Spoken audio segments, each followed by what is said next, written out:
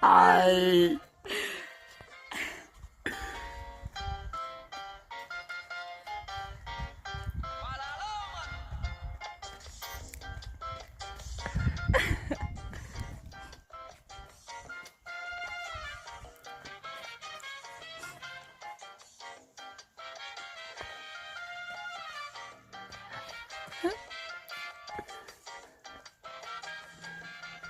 Recuerdo que en mi niñez con mi viejo trabajaba y él a la vez me enseñaba cuánto valía la honradez.